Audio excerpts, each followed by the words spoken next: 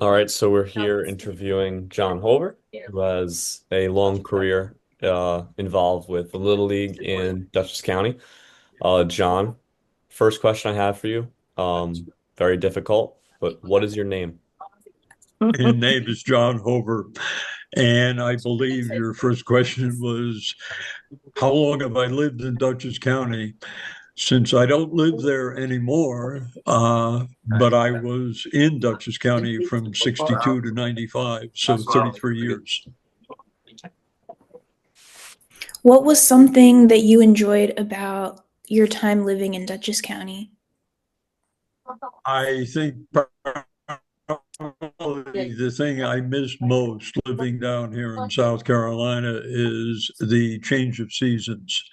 We do have it, but it's very subtle anymore. And I do miss the leaves in the valley. So, just to get into kind You're of, breaking up on me, I'm afraid. do you have us now? Okay. Yeah, I have it now. Oh, Out so here in the wilderness, the internet connection is not always the finest either. yeah. Just the next question that we have for you would be kind of when did your passion for sports first start, and was there any like influence? Did it have I an influence on that? I think about the time I was grew up, I lived in a neighborhood that was very in New Jersey, that was very sports oriented, and happened to have my best friend growing up was probably the best three sport athlete I'd ever known. And I just sort of dragged along with him and got interested in a lot of different sports. My family is always been sort of sports oriented. My oldest daughter swims.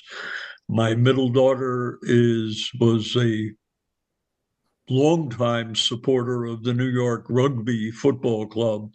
She played rugby in college.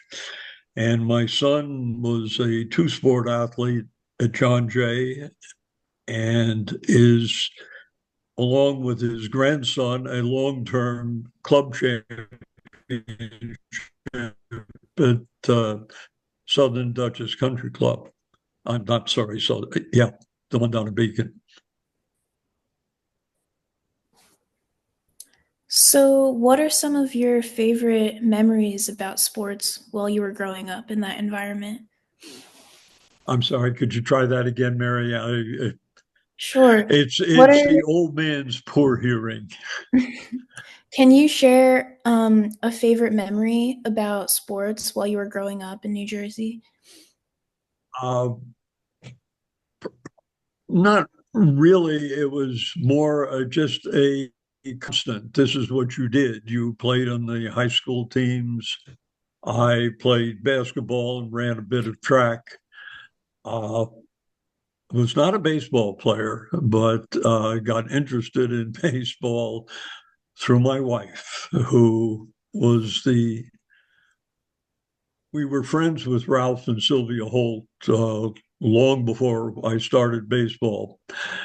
And Ralph came home one day when Charlene was up visiting and said that he had just been given a little league team, an expansion team, and he was looking for someone to work with. And my wife piped up and said, I know just the guy. Let me get him for you. And Ralph and I started what became a 19-year association coaching little league teams, various groups along the way. Uh, my own, like I said, indication of sports growing up was more, it was just something you did. I was probably a slightly above mediocre athlete, but enjoyed the dickens out of it all the time.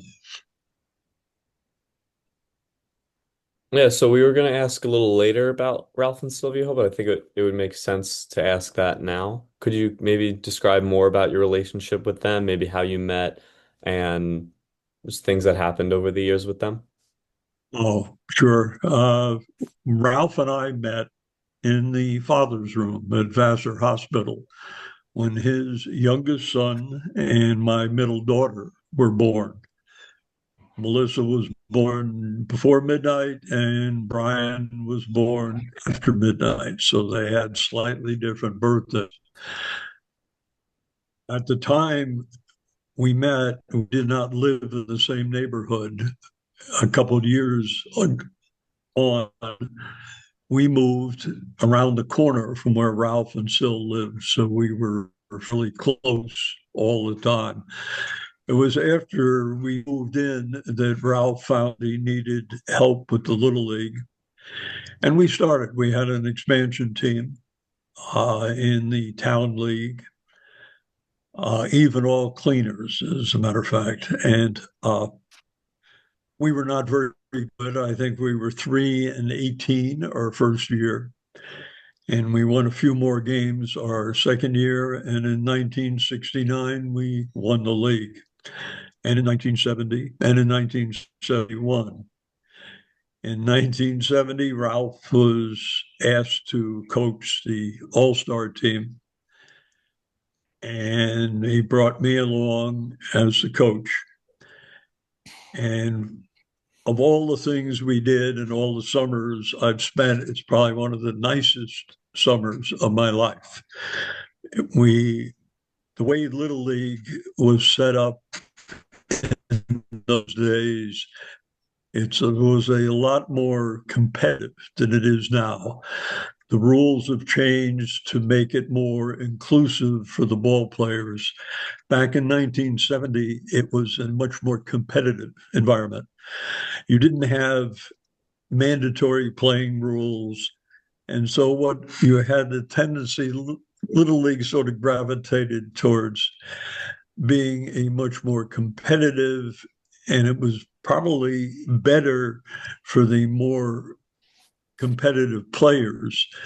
It was a lot tougher on the kid that wasn't quite as good as some of his peers.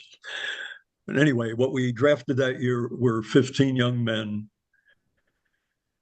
that we spent the summer with.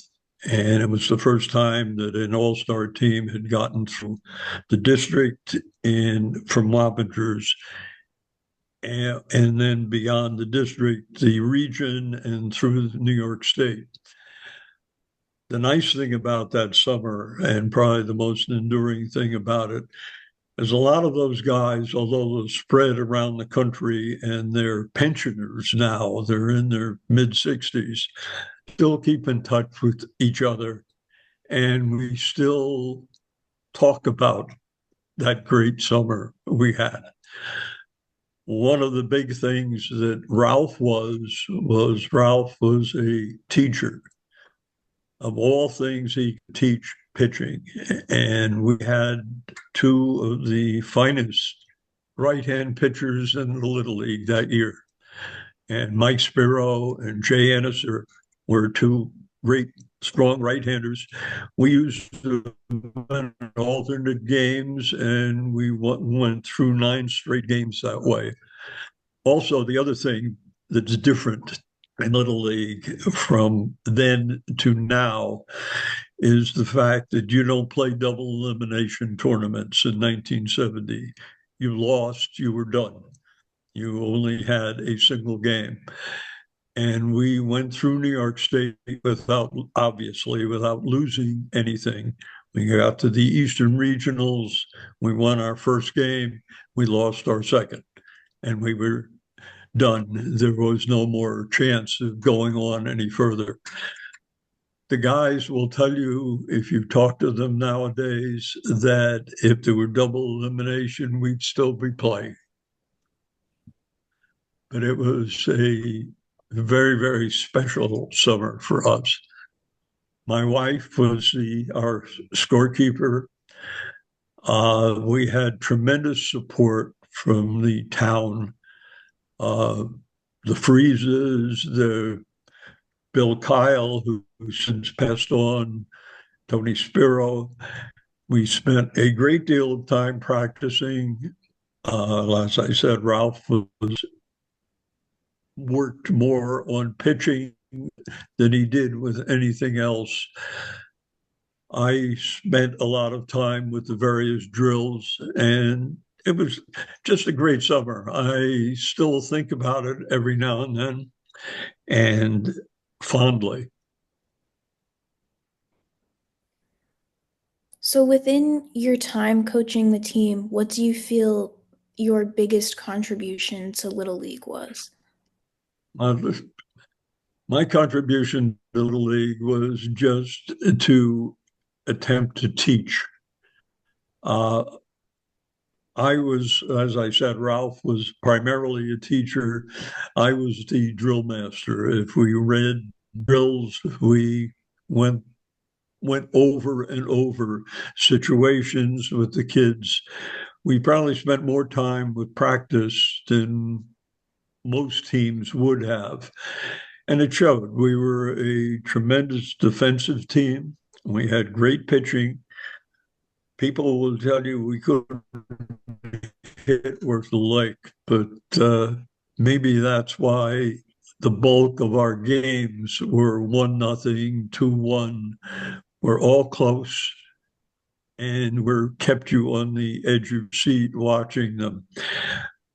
My contributions were just to, first of all, understand that these were 12-year-old guys.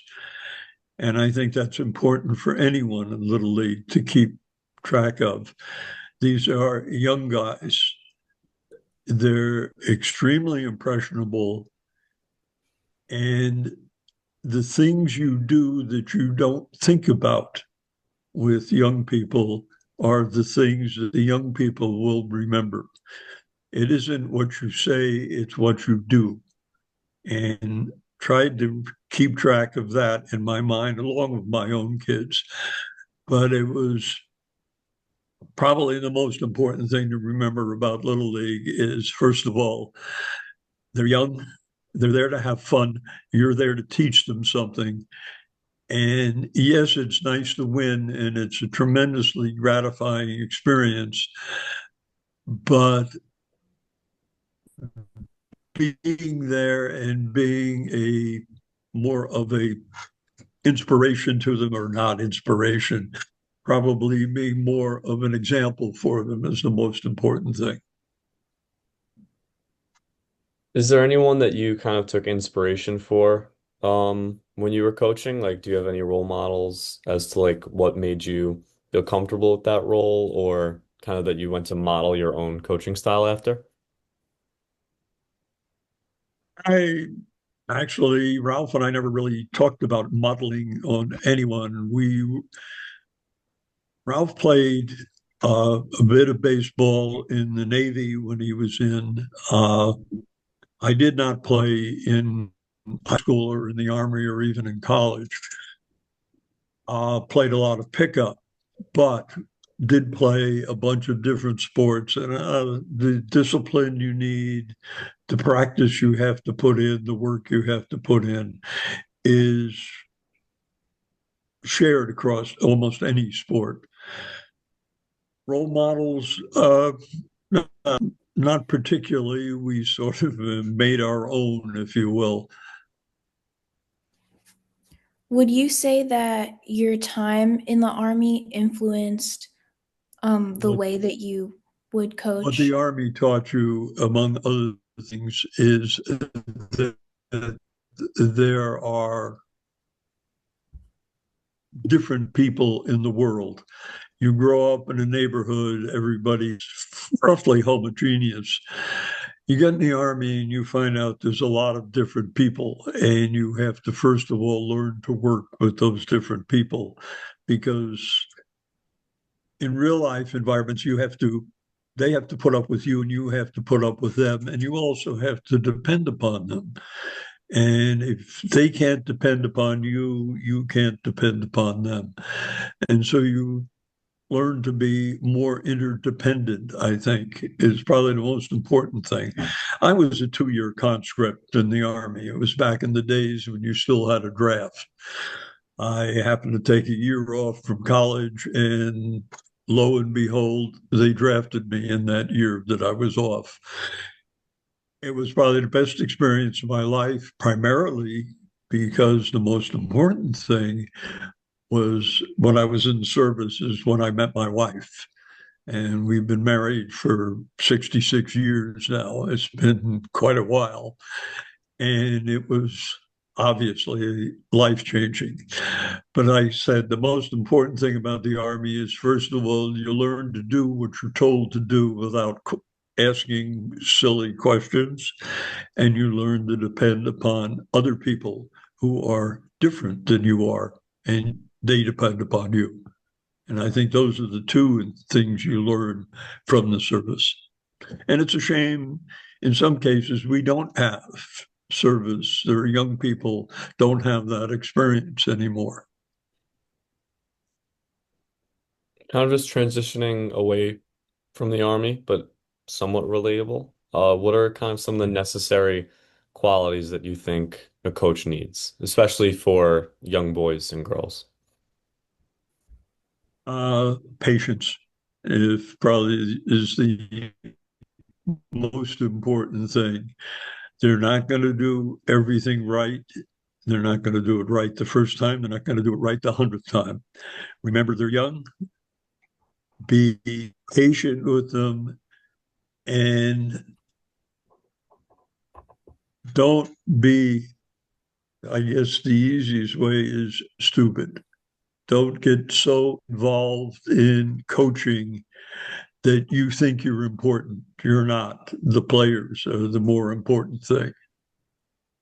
And your job is to get them to a point where they can respond properly almost in any situation that comes up in the game. And if you can do that, and if you can keep some level of understanding, you'll be successful at it, whether you win a lot or not. Winning is important, but it's not the most important thing. What lessons do you feel Little League teaches young people? I'm sorry. Do I feel that I can? What lessons do you think Little League can teach young people? Little League teaches young people that, if nothing else, they have got friends. And again, it's almost like the service. You have to depend upon them to do the right thing also. While you're doing the right thing, they have to be doing the right thing if you're going to be successful. And I think learning, and it's true in any team sport, that it's interdependent among other people, and it's a lesson you have to learn. And you can't go through life alone. And the guys from 70, they will tell you that a lot of them are still friends. And if I picked up the phone today and called Jay or Mike Spiro or Scott Forbes or any one of the 14 or 15 kids, they first of all would know who I was immediately, and would we could share stories about the other kids, what they did and how they did and when, and it's still fresh memories in their minds. And it's, to me, it's a marvelous thing. Uh, Aside from baseball, were there any other sports that you were involved with from a coaching standpoint? I coached a bit of CYO basketball, which probably basketball is still my first love. The world has grown beyond me. As about 6 foot, I was fair sized in high school and even in college. But once you look around today, I played a little bit when I was in the service also with the training company. Uh, all of a sudden found out I was the little guy, and it was interesting. But no, I did coach some CYO basketball, enjoyed it, had a great deal of success with fifth and sixth graders. And they're just at that neat age where their hands and their bodies have grown large enough that they can begin to do things, and they can execute plays and execute defenses infinitely more complex than you thought they were able to do. And it was interesting to see. Had a lot of fun with it.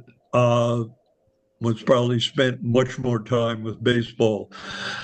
I coached down at St. Columbus for several years.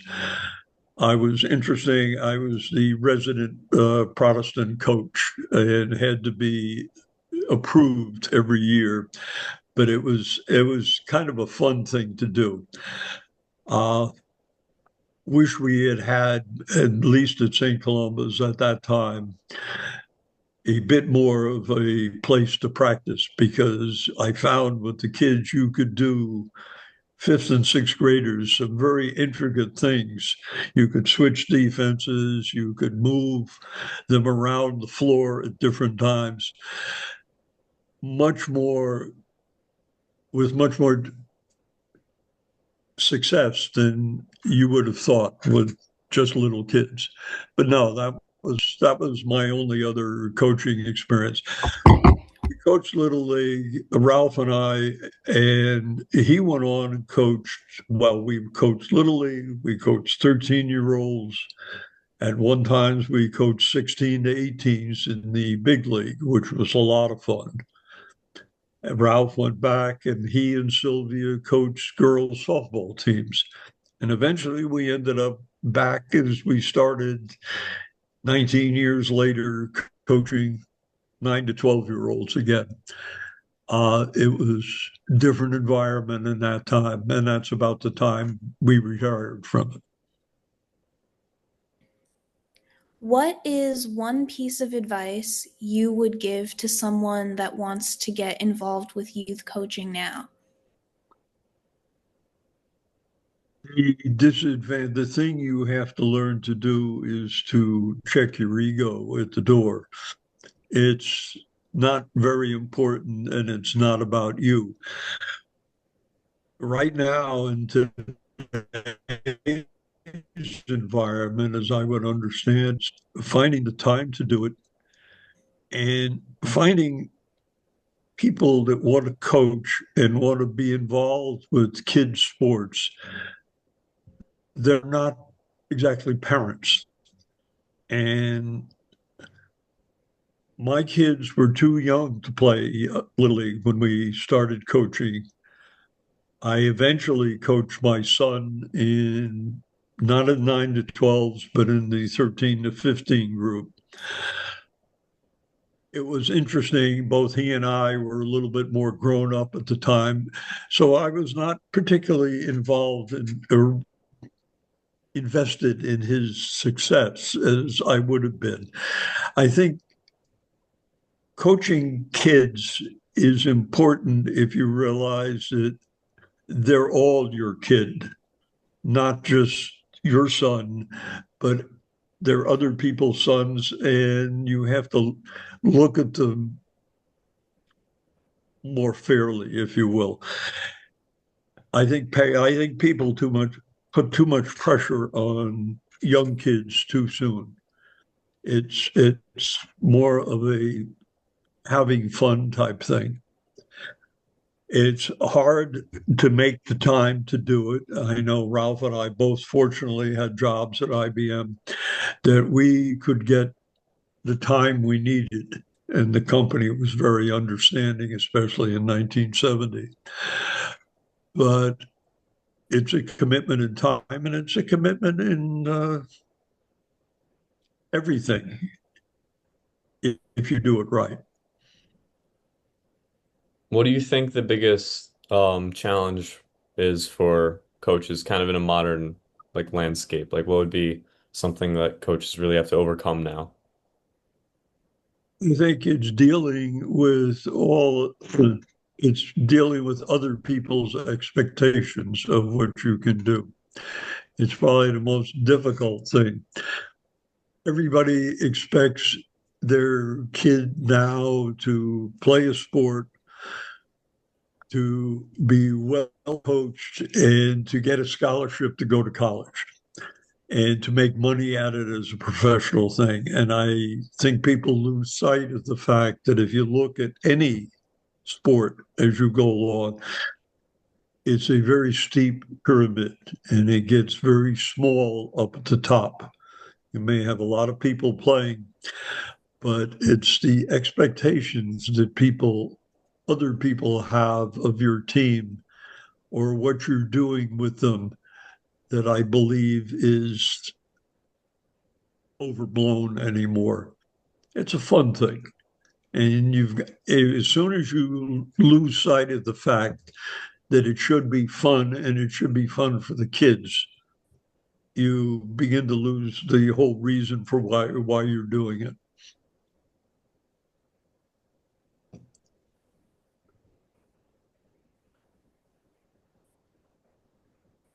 Can you talk about Okay, well, you listen to an old man. I'm sorry, Mary. oh, I just had one more question that I was curious about. Um, what ways were the community and the town involved with Little League in your time coaching in the 70s? Was the town involved? Is that what you're asking? Yeah, and the like just the local community, were people invested in the Little League The team? local community was tremendously supportive. Well, first of all, we had the definite advantage back in the late 60s, early 70s. We were the first successful Little League team from Dutchess County. And the environment around Dutchess County was slightly different in one way, and that was the fact that the Poughkeepsie Journal was a local newspaper back then, and there were several other papers over in Newburgh and up and down the valley. And consequently, the publicity we got and the following you had was tremendous. I mean, you had a full page spread in the journal's sports page when you won the district or especially when we won the state level. It was much more of a big deal then than it would be now. And primarily because the publicity was there and it generated a tremendous amount of interest in the community. We had people sending us telegrams when we were down in the regionals. Uh, it's just the level of support was amazing. I mean, the people turned out when we came back from Eastchester, from the Eastern Regionals, as a losing team, if you will. But there were a whole bunch of parents and people down at Martsfield to meet us when we got home. And it meant a lot and to both the kids and to certainly to Ralph and I. I have one question for you, John. You are initiated into the Sports Museum Hall of Fame. What has that meant to you being a member of the Sports Museum Hall of Fame? It's meant a lot, Marion, in the sense that it is nice to go back into a building and look at a picture of what you used to look like. And it brings back every time I stop down in Karma, the memories from those good years. Uh, as you get older, you find your golf game degrades and there's much else you can do sports wise. It is nice to have memories. It's meant a lot to me. Uh, I remember the investiture or the dinner was way back when, and probably in the 90s.